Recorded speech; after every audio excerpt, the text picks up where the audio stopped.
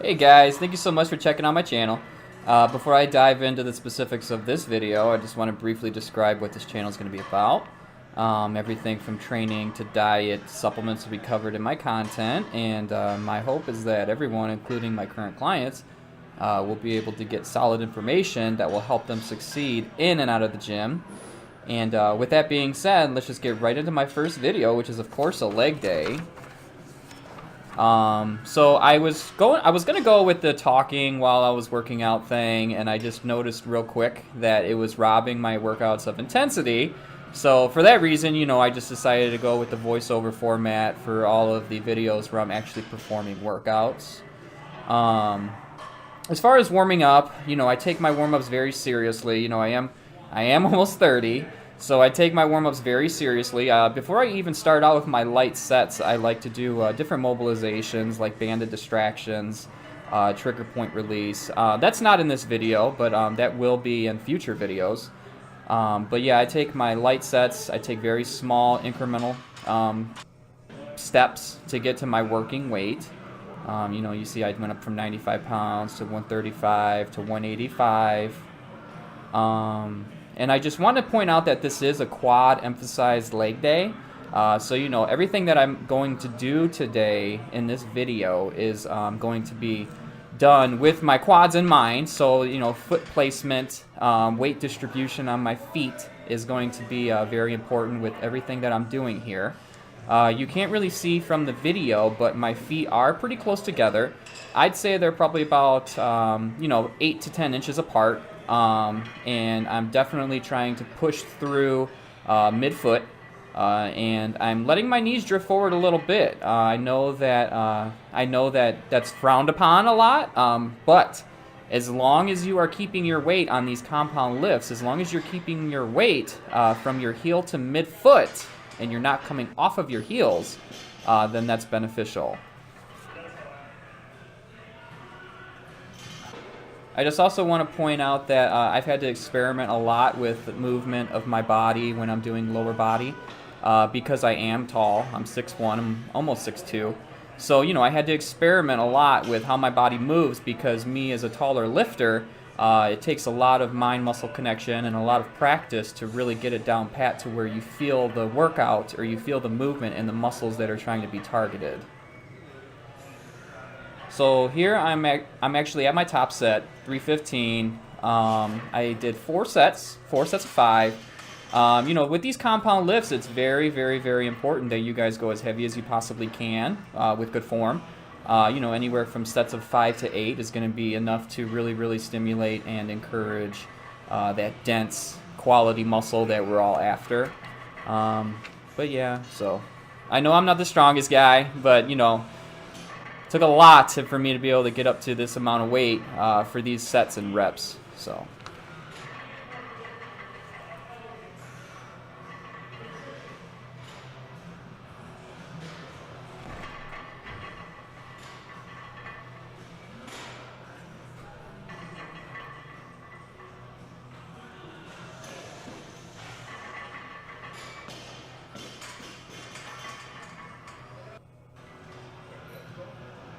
I want to point something out to you guys.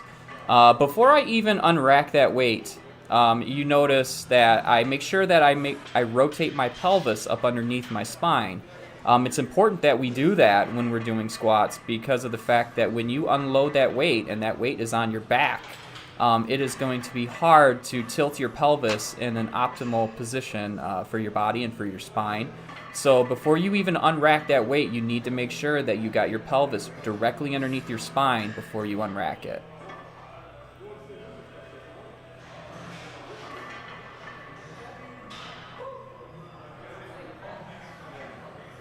And then notice the breathing. Notice I take that big breath in. Once I take that breath in, I pull the barbell down onto my back, and then I push out against the belt. I also just want to point out the belt. You guys are going to see me use a belt a lot. There is nothing wrong with a belt. A lot of people are like, well, it's a crutch or you don't really need a belt. That's true. But then on that same token, If you know how to use a belt correctly, then the belt can be a valuable tool during your workouts. And by know how to use it, I mean that you know how to brace properly without a belt before you even use it. Okay, so when you're using a belt, you are bracing against the belt, you're bracing your core, and you're pushing out in all directions against the belt.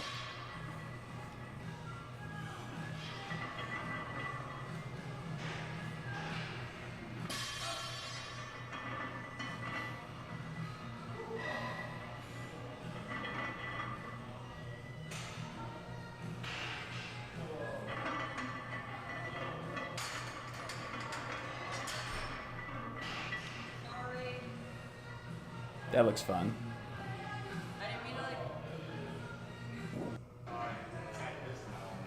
Good old hack squats. So I don't know if any of you guys are from, I'm sure some of my viewers are from Detroit or from Southeast Michigan, and I'm sure some of you guys have worked out at Royal Oak Gym before.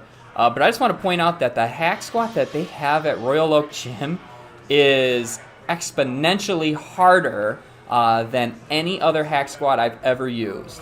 I don't know if it's because it's old, so it's kind of rusty and needs to be oiled up, or what, the angle of the movement, I don't know, but this hack squat is super, super hard. So that just means that always reminds me to, but when you use machines or you use hack squats, you always want to make sure that you test it out with light weights. Don't just throw on your working weight, because you never really know how that machine and how that motion is going to feel for you and your body. But yeah, this hack squat really, really makes you work for it. I have 3 plates on each side, and my goal here is to really, really go for time under tension. Time under tension is really what's going to break down those muscle fibers, and that's one of the factors of muscle growth and getting stronger. So.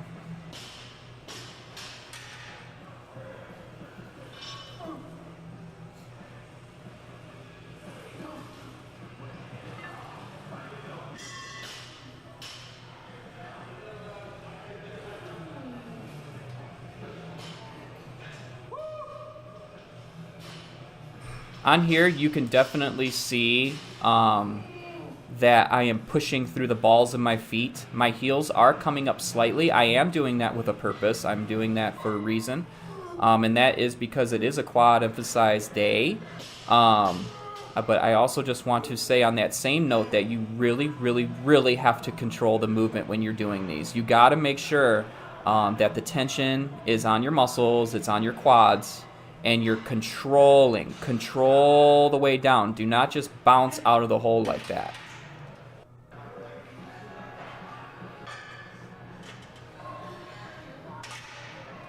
So again, control. Time under tension, time under tension. Power up. Control. Power up. Control. Power up. Make sure you get a rhythm, guys. Get a rhythm going and just go ahead and just get in that zone and feel your muscles working. Feel the muscles working.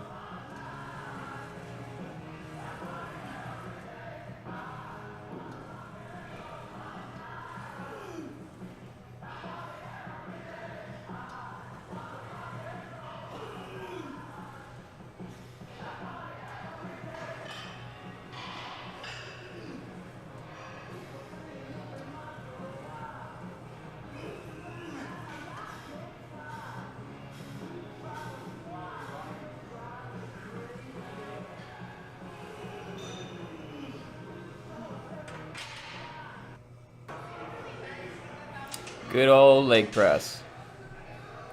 So I want to point out foot placement on this piece of equipment. There's various ways that you can do a leg press. For a quad emphasized movement, you want to put your feet a little bit lower on the platform than normal. Usually the higher you go, the more glute and the more hamstring involvement is going to happen. So you want to make sure that your feet are a little bit lower on the platform and a little bit closer together. And then, so what I like to do when I'm on a leg press is I like to grab the front of the seat and not the handles. I found that I actually like to grab the front of the seat and actually pull myself down into the seat. because you know, once you do that, then it makes sure that your pelvis does not come off of the seat, because we want quad activation here. And then also for the health of the lower back, we want to make sure that the pelvis does not come off of that seat.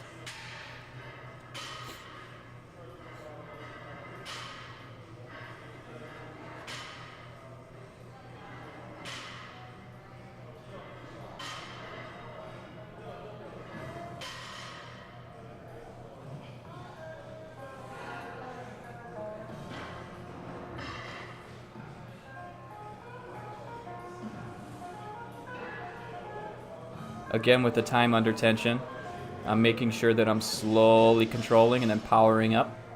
Control, power, control, power. Focus on the muscles, focus on the muscles.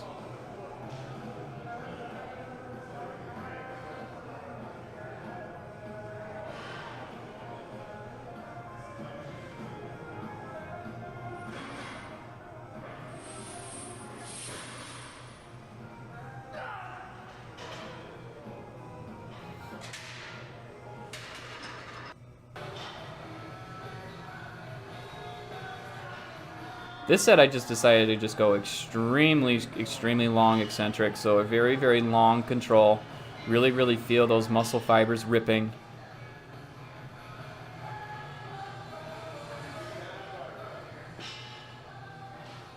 Also for these, with the weight distribution, I also just want to say that I am pushing through the balls of my feet.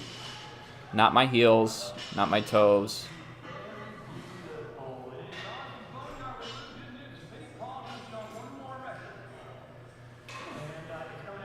Also not locking my knees out completely. They say that's bad for your knees. I mean, I would tend to agree with that, but the main reason why I don't lock my knees out is because I want to keep tension on the muscles, just keep time under tension. This is the set where I do a drop set. Drop sets are, you know, obviously very effective for intensity and getting your heart rate up, really overloading the muscle.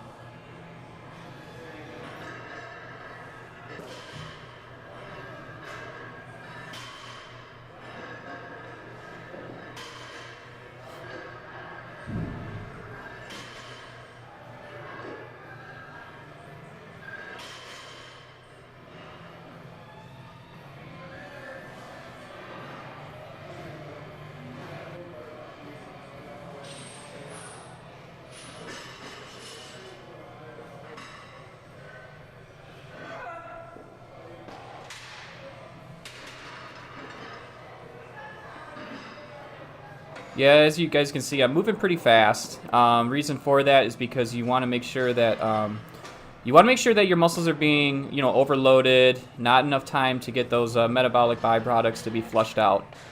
You want to keep everything intense, so that's why I move so fast right there.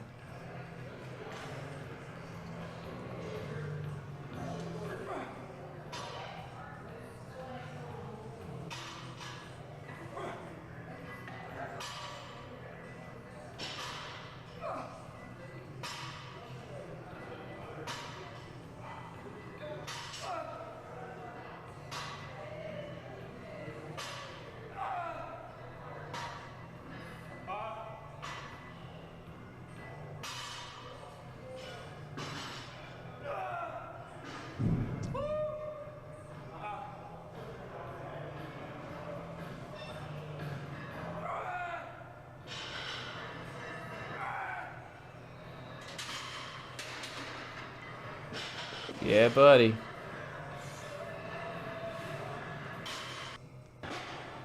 Alright, leg extensions. So on this particular day, I was pulled between either doing sissy squats or leg extensions to finish out my leg day. I decided to go with just leg extensions, so I'll do I'll do sissy squats in another video so that you guys can see how those work. Leg extensions, it's very important that you control the stretch, control the negative, and you powerfully push up and you powerfully squeeze. Sometimes I like to switch it up a little bit on the leg extension as far as like how I put my hips on the seat. They do say that you're supposed to pull yourself down into the seat, but sometimes I like to let my hips come up almost like a hip thrust. I've found that it gives a really deep stretch during the whole length of my quad, and you know, I get a really nice soreness the next day on my upper quad by my hips. So, but this workout, you know, I kept my hips in the seat for the most part, and just really focusing on that stretch and focusing on that good powerful contraction at the top.